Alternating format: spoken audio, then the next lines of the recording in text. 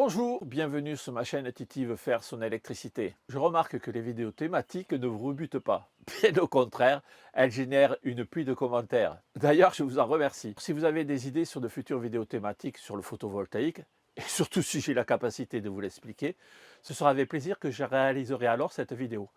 Je ne suis pas un professionnel, juste un passionné qui apprend encore tous les jours. Et je ne peux expliquer que ce que j'ai vraiment compris. Aujourd'hui, dans l'épisode 44, on s'attaque à un élément essentiel d'une installation photovoltaïque, le choix des panneaux solaires. On met quoi sur son toit ou dans son jardin? Du PERC, du TOPCon, du puits facial.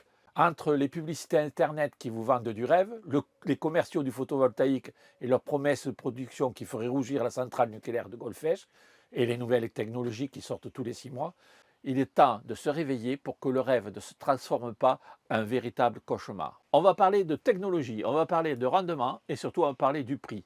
La référence sera le prix au watt-crête. Le calcul est facile. Si le watt-crête est à 0,15 €, un panneau de 500 watts coûte 500 fois 0,15, soit 75 € hors taxe. Attention, précision importante, le prix que je donne ici sont des prix moyens hors taxe. Vous trouverez moins cher ou plus cher.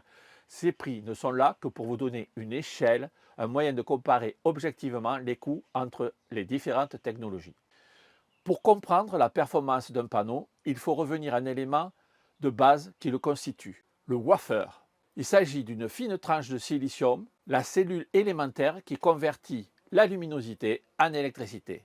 La qualité ne dépend pas seulement de la technologie utilisée pour fabriquer ce wafer, mais du tri sélectif effectué en sortie de production.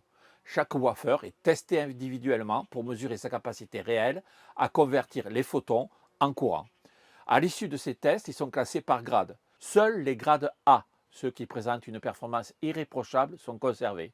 Pour fabriquer un panneau de 500 watts, il faut assembler avec précision environ 130 à 132 cellules, ces wafers de grade A. Une fois sélectionnés, ces wafers sont assemblés et montés sur un cadre en aluminium rigide. L'ensemble est protégé à l'avant par une plaque de verre trempé et très souvent, on ajoute une seconde face en verre à l'arrière pour les modèles bifaciaux, ce qui permet de capter la luminosité des deux côtés. La quasi-totalité des panneaux vendus sont déjà des grades A. Quand une publicité insiste lourdement sur le fait que leurs panneaux sont de grade A, c'est une évidence, voire une simple lapalissade. Il faut aussi se méfier de certains vendeurs qui proposent des grades B. Souvent, il s'agit juste d'un défaut d'aspect extérieur d'un panneau, de couleur des cellules. Mais attention, on n'achète jamais du grade B sans avoir vu le produit de ses propres yeux. Et soyez catégorique, si le panneau présente le moindre signe de torsion, ou pire si le verre est fendu, passez votre chemin.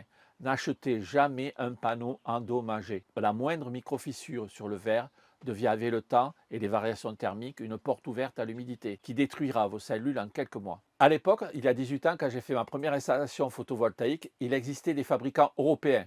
J'avais priorisé ce choix pour l'achat de mon matériel. Mais maintenant, la presque totalité des panneaux viennent d'Asie. Peu sont d'origine européenne. Soyons clairs sur la provenance. Aujourd'hui, plus de 90% des wafers mondiaux sortent d'usines chinoises. Même nos fabricants européens, comme Voltec Solar en France ou d'autres acteurs, importent cette matière première.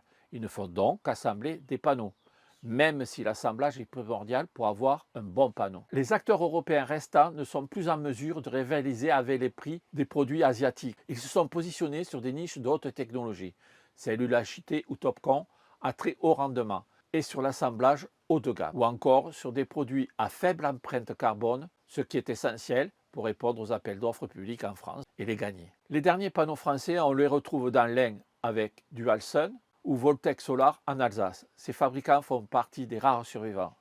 D'autres projets, comme celui de Carbone à Fos-sur-Mer, tentent de lancer des capacités de production industrielle de grande échelle pour réindustrialiser le secteur photovoltaïque en France. Pour préciser notre choix pour nos panneaux, commençons par mettre de côté les fausses bonnes idées. À commencer par la grande mode du moment, le panneau bifacial. Sur le papier, c'est magique. Ça produit de vent et ça capte la réverbération derrière. Mais attention, pour que l'arrière capte de la lumière, il faut ce qu'on appelle un effet albédo. C'est le pouvoir réfléchissant de votre sol. Si vous posez ça au sol sur du gravier blanc, sur un carport, une pergola, c'est génial. J'en ai fait le test dans l'épisode numéro 38 et c'est vrai, cela augmente la production des panneaux. Mais c'est totalement inutile pour une installation sur une toiture. La face arrière des panneaux est à 10 cm des tuiles qui sont foncées. Elles ne voient absolument rien. Pire encore, le panneau bifacial est souvent bivert. Une plaque de verre devant et derrière. Résultat, le panneau pèse 5 à 10 kg de plus. Allez monter ça sur une échelle. C'est une contrainte mécanique énorme aussi pour votre charpente, pour gain de production proche de zéro. Sur un toit classique, le bifacial, on oublie. Ensuite, parlons des panneaux souples, très pratiques pour un van ou une installation nomade, mais totalement inadaptés pour une maison. Leur surface en plastique jauni sous l'effet des UV s'opacifie et comme ils sont collés sur un support, ils chauffent énormément. Résultat, le rendement s'effondre. Pour une installation fixe, on oublie. Seul le panneau rigide en aluminium plus verre est fiable dans le temps. Maintenant qu'on a vu les bases, on attaque les technologies une par une. On commence par le PERC, Passive Emitted Rare Cell. Vous avez vu mon anglais. Hein. C'est la technologie qui a dominé le marché ces 10 dernières années. On a ajouté une couche miroir à l'arrière de la cellule pour récupérer les photons perdus. Ses défauts, il chauffe un peu et perd de sa puissance les premières années. Son énorme avantage, son prix. Les fabricants actuellement liquident les stocks. Si vous avez une grande toiture, un budget serré et que vous touchez le PRC en déstockage autour de 15 centimes hors taxe le watt-crête, c'est une affaire en or. Après le PRC, voyons pourquoi le Topcon lui met une claque sur la durée. Le Topcon, tunnel oxyde passivated contact, c'est le nouveau roi du marché. Les cellules passent de ce que l'on appelle le type P au type N. Pour faire simple, on a changé la façon de doper le silicium. Imaginez le silicium comme une autoroute. En type P, les électrons roulent dans un sens. En type N, on inverse le sens de circulation. Le résultat, moins de bouchons, moins de pertes. Et un panneau qui garde sa puissance, même quand il chauffe. Quand le soleil cogne fort, l'été et que le panneau monte à 65 degrés, le Topcon continue à cracher les ampères là où le PERC s'effondre. Son prix est plus élevé, à environ 20 centimes le watt-crête. C'est le meilleur rapport qualité-prix-performance actuel. C'est mon grand favori. Et si on veut du très haut de gamme, direction le HJT. Le HJT, c'est hétéro-jonction.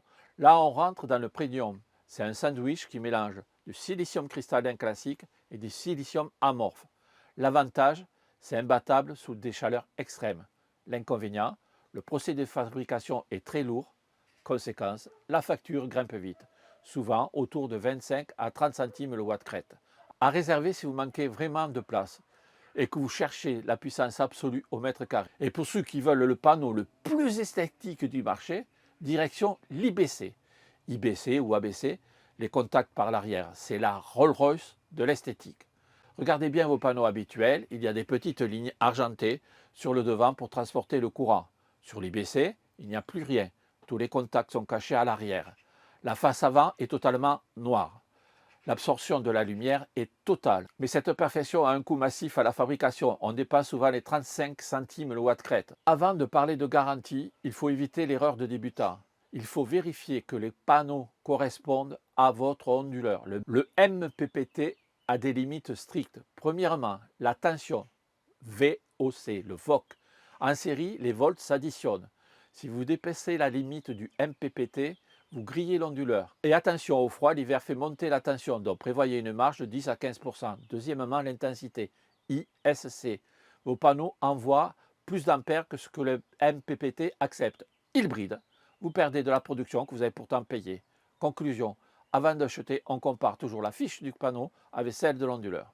On arrive à un point crucial. On parle souvent de garantie 25 ans. Mais dans 95% des cas, c'est surtout du marketing. Si un panneau flanche, c'est à vous de le démonter, l'emballer et de le renvoyer à vos frais. Encore faut-il prouver que la panne vient des panneaux et pas de l'installation. Alors, ne vous fiez pas aux promesses, fiez-vous à la taille du fabricant. Choisissez une marque tiers premier, un géant mondial et surtout manipulez vos panneaux avec soin. Un panneau bien posé peut vivre plus de 25 ans sans souci. Pour finir, on entend beaucoup parler de la technologie de demain. Le tandem silicium-perovskite. L'idée, c'est d'ajouter une nouvelle couche chimique sur nos panneaux actuels. On annonce des rendements qui explosent la barre des 30%. C'est prometteur sur le papier, mais c'est en laboratoire.